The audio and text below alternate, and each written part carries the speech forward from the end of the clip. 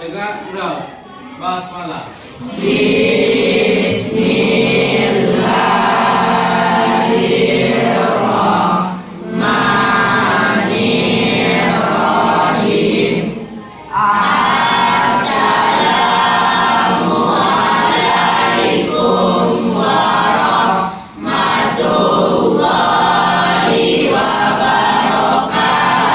Waalaikumsalam warahmatullahi wabarakatuh. Siang semuanya. Siang, Bu. Oke, bagaimana kabarnya pada hari ini, Nak? Baik. Baik ya. Semoga kita sehat walafiat setiap hari ya. Oke. Nah, sekarang coba lihat sampah di kiri kanan mejanya. Lalu dipungut dan dibuang. Silakan. Oke. Nah, pada kali ini ya, kita masuk ke pembacaan puisi. Ya, sebelumnya sudah pernah baca puisi? Siapa yang sudah? Tunjuk tangan. Ayo, siapa tunjuk tangan yang sudah membaca puisi? Ini setengah tunjuk tangan namanya. Oke, berarti ada pengalaman ya untuk membaca puisi. Oke. Sudah tahu bagaimana cara membaca puisi? Belum. Nah, untuk beberapa tekniknya nanti akan Ibu jabarkan, Ibu perlihatkan dan Ibu tayangkan ya. Sebelumnya kita lihat dulu sebuah video. Bagaimana cara membaca puisi yang bagus?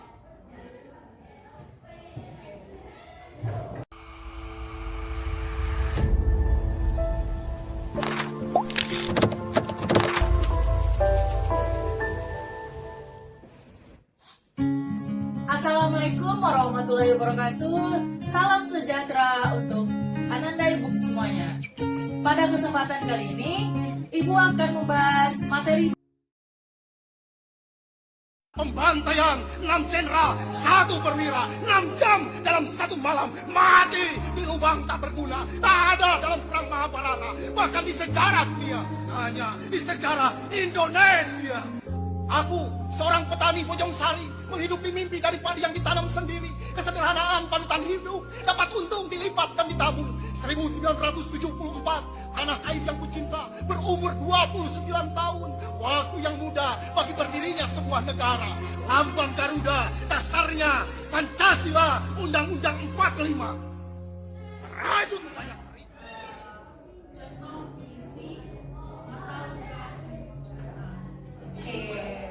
sekian dulu ya untuk penayangan pembacaan puisinya.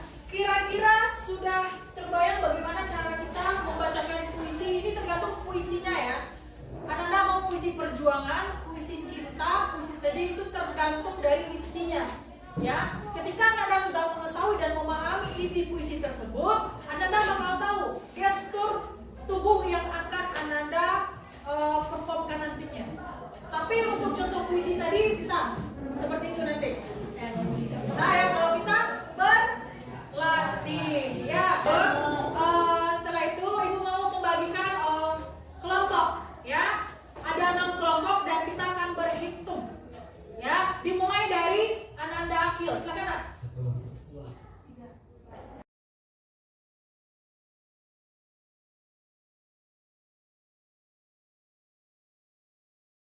Kelompok 1 di sini, kelompok 2 di situ, kelompok 3 di sini, yang kelompok 4 di situ, kelompok 5 di sini, kelompok 6 di situ. Silakan, hitung sampai 10.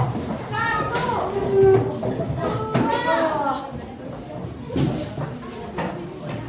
3. Oke, kelompok 1 mana? Kelompok 2, 3. Link puisinya sudah dibagikan di grup ya? Sudah dapat masing-masing kelompok? Ya, ada 3 penyair ya. Yang pertama apa? Sapardi Djoko Damono.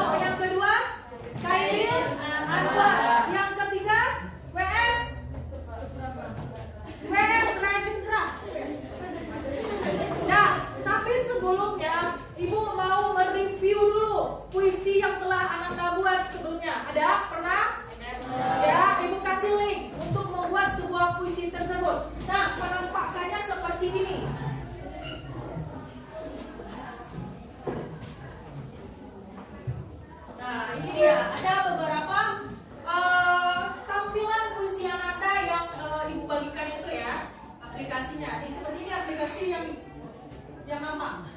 Ketika Anda membuat sebuah puisinya, ini bisa dinilai langsung. Udah apa udah bernilai ya? Coba kita perhatikan dulu dari awal sampai akhir. Coba diperhatikan. Nah ini karya-karya Ananda ini. Oke, silakan siapa yang bisa membacakan puisi dari Raihan Hidayat? Kita langsung penyairnya ya. Ayo silakan siapa yang mau? Bisa silakan Kak. Dibacakan aja. Silakan ke depan. Ya, ini hasil puisi temannya. Pahlawanku demi negeri, kau korbankan jiwa demi bangsa, kau taruhkan nyawa. Maut menghadangmu di medan perang, kau pun merengapkan untuk negeri. Tepuk tangan buat hasil dari puisi temannya ya. Cuma ketinggalan kita harus menyebutkan karya siapa. Itu dia ya, jangan sampai lupa. Oke, sekarang sudah ada nampak puisinya di masing-masing meja udah. Nah, silahkan Ananda melatih cara membaca puisi di masing-masing kelompoknya. Nanti ditampilkan ke depan. Paham? Paham. Oke, silakan edukasi waktu 20 menit dari sekarang.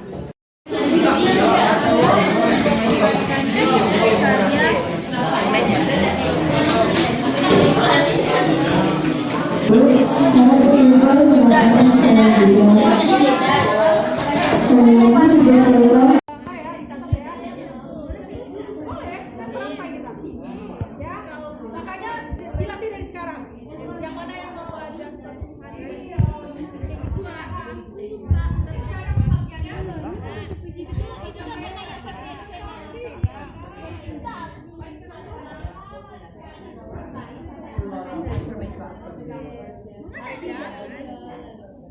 Bisa?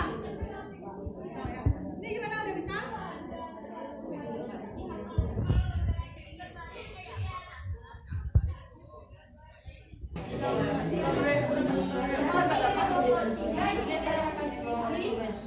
Yang berjudul Pada Suatu Hari Nanti, karya Sapardi Djoko Damono.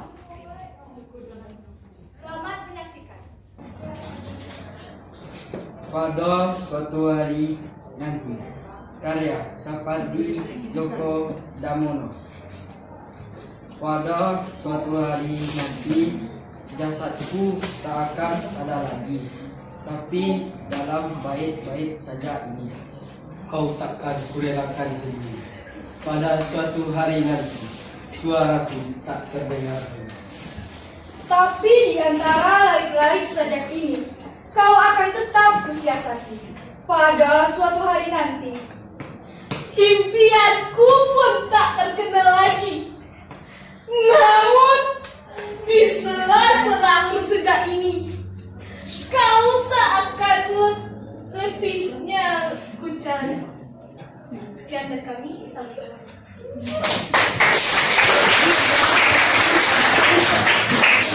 Makasih ya. Nah, ada berbagai macam variasi teman-temannya yang membacakan puisi. Nah, bisa Ananda semuanya memberikan masukan atau pendapat Ananda dari perform teman-temannya ke depan tadi. Ada yang bisa? Ada yang Kalita, silakan Kalita ke depan. Silakan.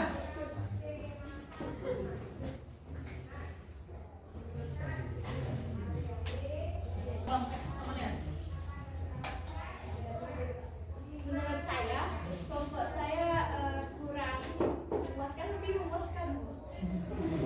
Jadi maksudnya apa tuh? Kurang memuaskan tapi memuaskan. Setengah bu, setengah ya. Oke, tepuk tangan buat. Kita membaca karena kita membaca sebuah puisi ya, membaca kan. Jadi untuk penampilan membaca puisi jangan ditutup mukanya. Itu dia. Ya jangan ditutup mukanya. Kita kan membaca puisi, membaca. Setidaknya kalau membaca kita bisa menghafal sedikit saja isi dari puisi tersebut. Lebih terlihat bagus kalau kita tidak melihat naskah ya. Nah, tapi kalau untuk membaca boleh kita lihat sedikit-sedikit saja. Itu untuk membaca sebuah puisi dengan naskah.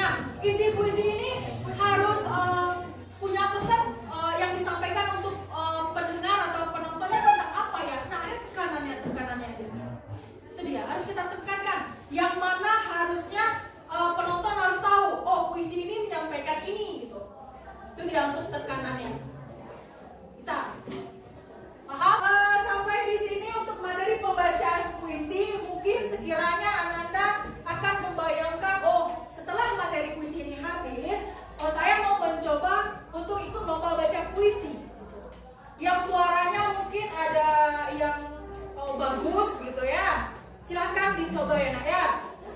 Untuk materi pembacaan puisi sekarang ya, menurut Ananda, apakah ada kesulitan dalam membaca puisi tersebut? Tidak. Menyimpulkan puisi, bagaimana cara membaca puisi dengan baik? Siapa yang bisa menyimpulkan? Silakan. Nah, silakan Zahra di sini nak, ke depan aja.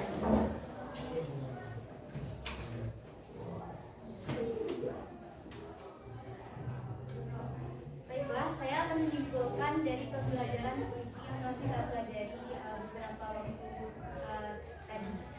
Nah, ya, kesimpulan dari belajar puisi itu adalah sebelum kita menampilkan sebuah puisi, kita harus melakukan proses yang namanya pelatihan.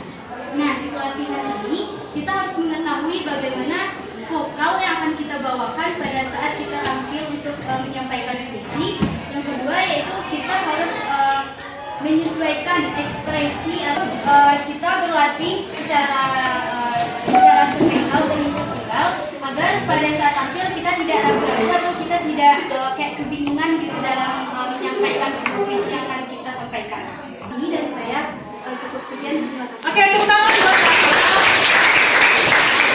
Itu adalah kesimpulan dari pembacaan puisi kita. Nah, untuk refleksinya lagi ya, untuk refleksi pembelajaran kita, apakah Ananda menyukai pembelajaran materi puisi? Suka.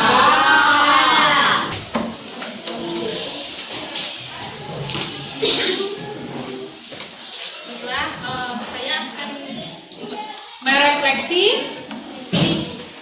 gimana sih perasaan saat belajar puisi. Menurut saya kalau belajar puisi itu bisa melatih kepercayaan diri,